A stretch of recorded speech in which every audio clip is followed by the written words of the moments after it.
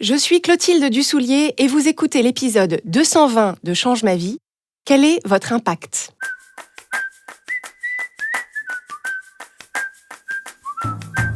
Bienvenue sur Change ma vie, outils pour l'esprit. Je suis Clotilde Dussoulier, je suis entrepreneur et master coach certifié. Et sur ce podcast, je vous livre chaque semaine des outils précis et concrets pour comprendre les mécanismes de votre cerveau et de vos émotions et construire exactement la vie à laquelle vous aspirez.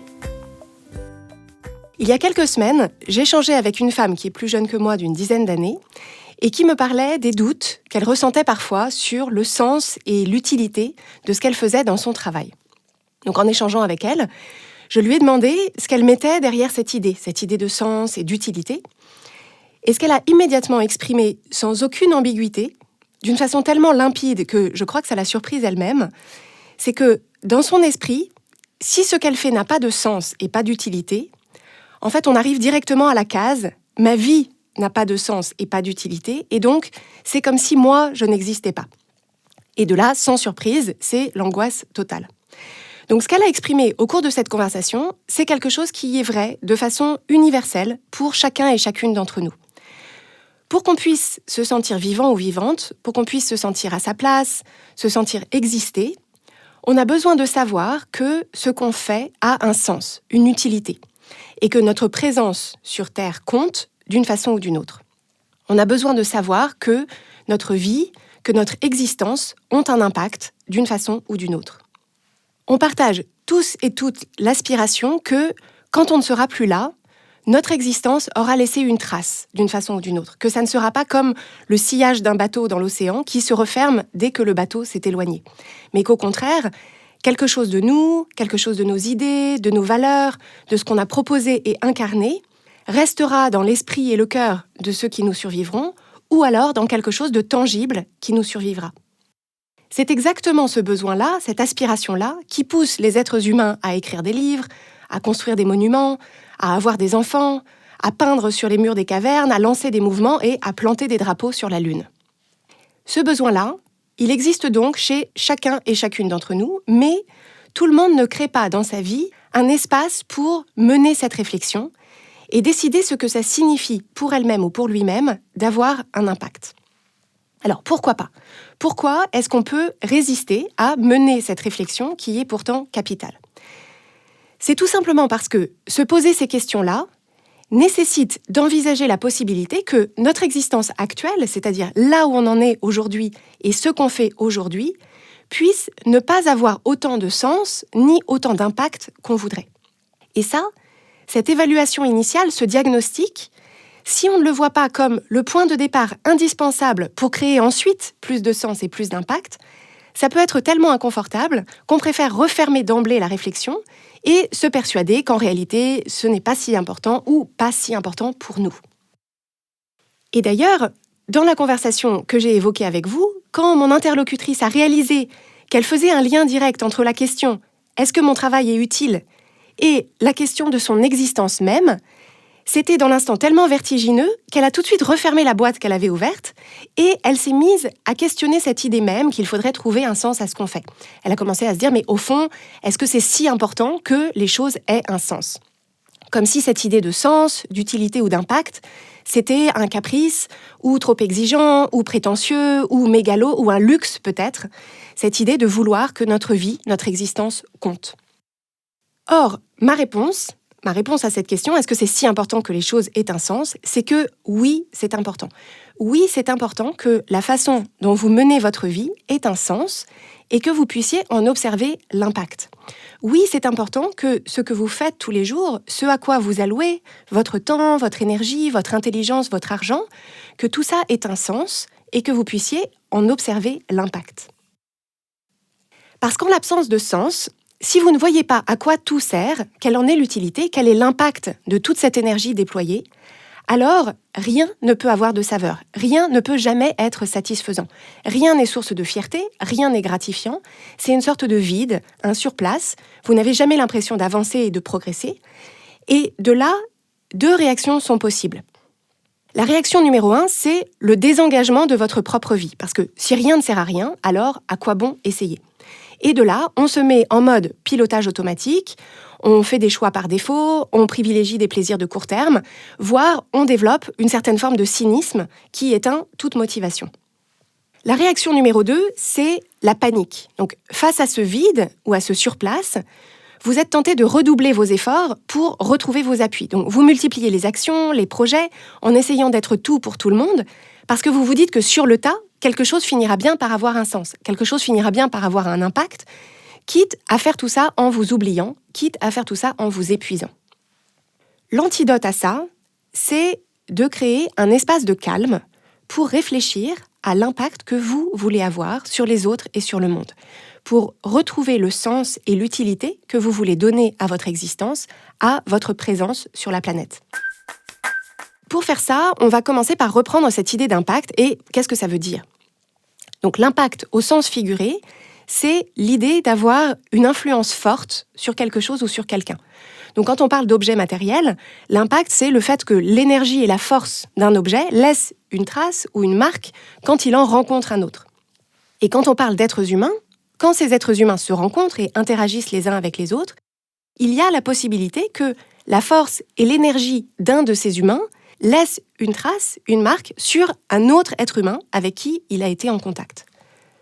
Alors, si cet impact est inexistant, la rencontre ou l'interaction entre ces deux êtres humains n'a eu aucun effet, ni sur l'un ni sur l'autre. Donc, aucun ne change suite à cette rencontre ou à cette interaction, donc l'impact est nul.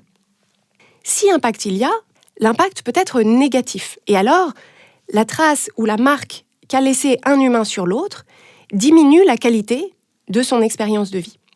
Mais à l'inverse, et c'est ça qui nous intéresse le plus bien sûr, l'impact peut être positif. Et alors, la trace ou la marque qu'a laissé un humain sur l'autre enrichit son expérience de vie. Cette rencontre, cette interaction lui apporte quelque chose d'utile, quelque chose qu'il ou elle n'avait pas, quelque chose qui est maintenant à lui ou à elle, et qu'il ou elle peut emporter partout ailleurs.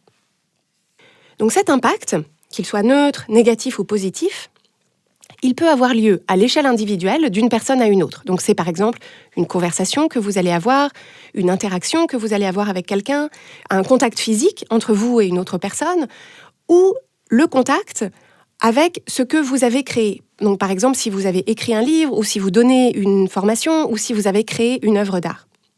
Et l'impact peut aussi avoir lieu au sein d'un groupe, quand les paroles, les actions ou la création d'un individu sont vues et reçues par un groupe d'autres individus. Donc ça peut se faire au cours d'une réunion de famille, d'une réunion d'équipe, dans une salle de classe, à un dîner, dans un musée aussi. Et l'impact peut aussi être indirect, c'est-à-dire c'est l'impact qu'une personne a sur d'autres personnes qui leur permet à leur tour de reproduire cet impact ou leur version de cet impact sur d'autres personnes encore. C'est ce qu'on appelle en anglais le ripple effect, c'est-à-dire un effet de propagation, comme quand on jette un caillou dans l'eau et que ça fait des cercles concentriques qui s'élargissent tout autour. C'est de cette façon-là que les changements s'opèrent au sein d'un groupe, au sein d'une entreprise, d'une organisation, d'une société ou d'une planète tout entière. Ça démarre toujours avec des individus qui ont un impact sur d'autres individus et ces autres individus se proposent de reproduire cet impact à leur façon sur d'autres individus encore et ainsi de suite.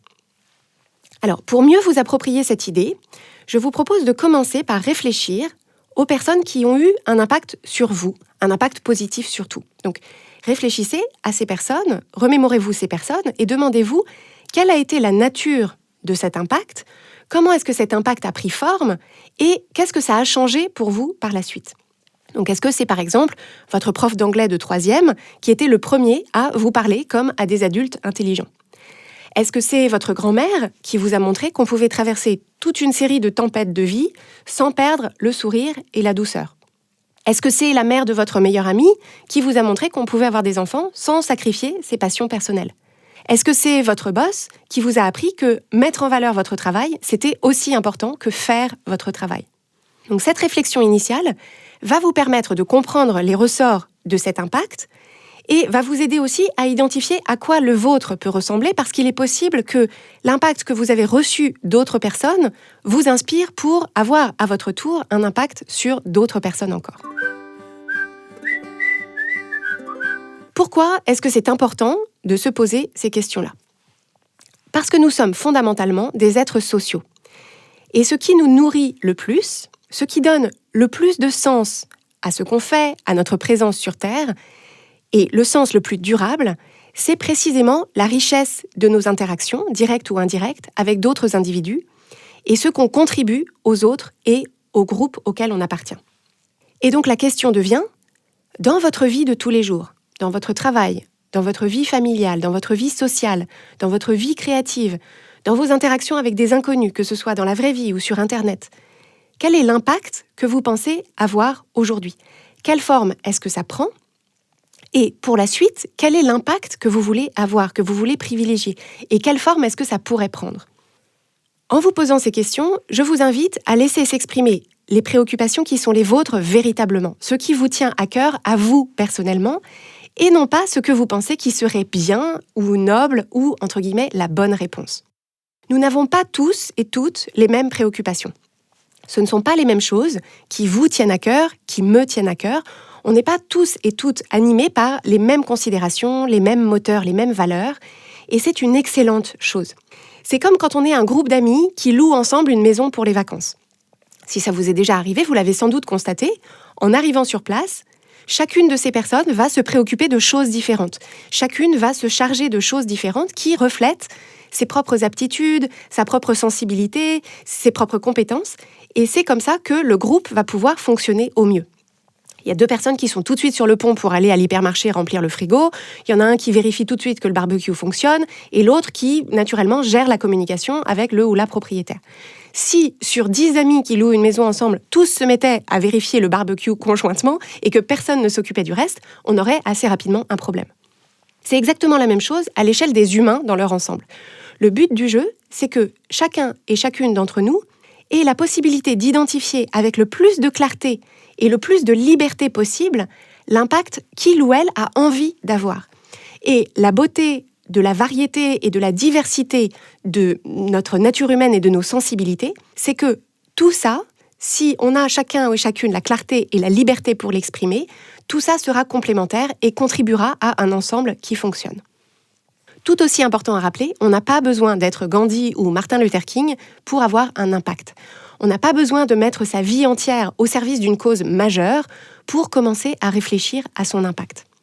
Votre impact peut se révéler la prochaine fois que vous faites la queue à la boulangerie, la prochaine fois que votre sœur vous appelle, la prochaine fois que vous présentez les résultats du trimestre à votre département, la prochaine fois que vous prenez 20 minutes pour dessiner, la prochaine fois que vous ramassez un chausson de bébé tombé d'une poussette. Alors bien sûr, l'impact que vous avez n'est pas déterminé que par votre intention. Pour que vous ayez un impact sur une autre personne, il faut que cette autre personne de l'autre côté de l'interaction reçoive vos paroles, vos actions, vos créations dans le prolongement de ce que vous aviez en tête. C'est ce qu'illustre un livre pour enfants qu'on m'avait recommandé et que j'ai acheté pour mes enfants qui s'appelle Ping. Donc on vous mettra la référence dans les notes de cet épisode. Et l'idée, c'est que vous êtes en charge du ping, de votre intention, de ce que vous émettez dans le monde, et l'autre personne en face est en charge du pong, c'est-à-dire comment est-ce qu'elle reçoit votre intention.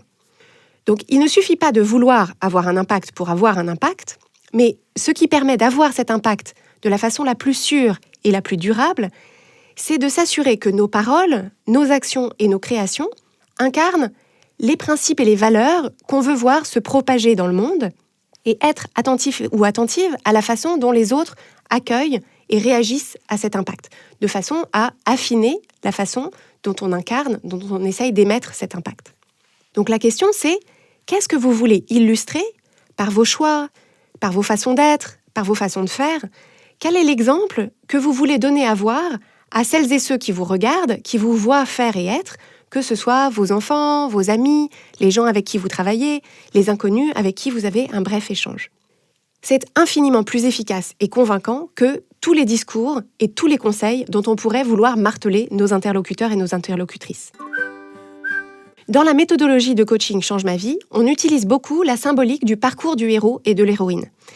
Et ce qu'on peut dire des histoires de héros et d'héroïnes, quand elles sont complètes et quand elles sont bien racontées, la raison pour laquelle ces histoires nous parlent et nous marquent, c'est qu'elles portent un message. Elles portent un message qui a de la valeur, un message qui nous touche, qui nous inspire, qui nous rassure, un message qui nous montre ce qui est possible pour nous, qui nous connecte à notre expérience humaine universelle. Et c'est exactement dans cette optique que vous pouvez réfléchir à votre propre impact. quand vous vous représentez votre vie comme l'histoire dont vous êtes le héros ou l'héroïne, quel est le message que vous voulez que cette histoire porte ?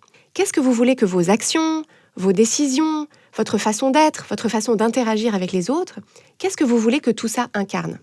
Est-ce que vous voulez que ça dise une histoire de possibilité, de résilience, une histoire de gaieté, une histoire de persévérance, une histoire d'ouverture, une histoire de douceur, une histoire de force, de réinvention, de pardon ? Quelle est l'expérience humaine universelle à laquelle vous voulez que votre histoire permette de se connecter ? Ce sont des questions qui peuvent paraître vastes, surtout si vous vous les posez pour la première fois. Mais votre mission, c'est de ne pas vous laisser intimider. Je vous propose d'emporter ces questions avec vous, de les garder ouvertes comme un flacon de parfum qui diffuse tranquillement son odeur. Et je vous propose de laisser ces questions attirer les réponses qui sont justes pour vous, au détour d'une conversation, d'un échange dont vous serez témoin, d'une lecture, d'un film. Donc dans vos interactions avec les membres de votre famille et le rôle que vous y jouez. Dans vos interactions avec vos collègues de travail ou vos employés et le rôle que vous jouez auprès d'elles et auprès d'eux. Dans vos interactions avec vos amis et le rôle que vous jouez auprès d'eux. Dans votre façon d'être au sein de votre entreprise, dans les cercles dans lesquels vous évoluez, dans la société dans laquelle vous vivez, quel est l'impact que vous voulez avoir et comment vous voulez vous y prendre. Le pire gâchis, c'est justement de ne pas vous poser ces questions et de vivre une vie dans laquelle votre impact sur les autres est aléatoire. Donc il y aurait du neutre, il y aurait du positif, il y aurait du négatif, et ce serait comme si vous étiez une auto-tamponneuse sans conducteur qui tape d'autres auto-tamponneuses sans que ça ait de sens particulier, sans que ça raconte quoi que ce soit. Alors il est bien sûr possible, dans ces interrogations, que des pensées obstacles surviennent. Des pensées du style « Oh là là, mais moi j'en sais rien du tout » ou alors « Mais ça va être trop de travail de me poser toutes ces questions. Est-ce que je peux pas continuer simplement comme avant ?» Ou bien « Mais moi je suis qu'une personne comme une autre. Qui suis-je pour vouloir avoir un impact ?» Ou encore « Et si je me trompe ? Et si je me prends mal ? Et si je n'ai pas l'impact que je voulais avoir ?» Donc c'est sûr que vous posez ces questions-là, décidez de vivre votre vie en choisissant l'impact que vous voulez avoir et vous employez ensuite à l'incarner au quotidien. Ça vous fait passer du mode autopilote au mode intentionnel. Et ça, par définition, ça va vous demander un effort et une énergie au départ. Mais en réalité, c'est une énergie qui est renouvelable une fois que vous avez lancé la machine. Parce que l'enjeu, et ce que ces questionnements permettent de créer, c'est une vie avec plus de sens, avec plus d'impact, une vie dans laquelle vous vous sentez vivant ou vivante, à votre place, engagé, connecté avec votre parcours de vie, et ça, il n'y a rien de plus énergisant. J'en fais pour ma part l'expérience chaque jour. Dans mon engagement auprès des membres de notre programme de coaching, dans mon engagement auprès de mon équipe, dans mon engagement auprès de vous, auditeurs et auditrices de Change ma vie, dans mon engagement auprès de mes enfants, auprès de ma famille, auprès de mes amis, des gens que je côtoie sur Internet et dans la vraie vie, et je sais que cette énergie transformera aussi la trajectoire de votre vie.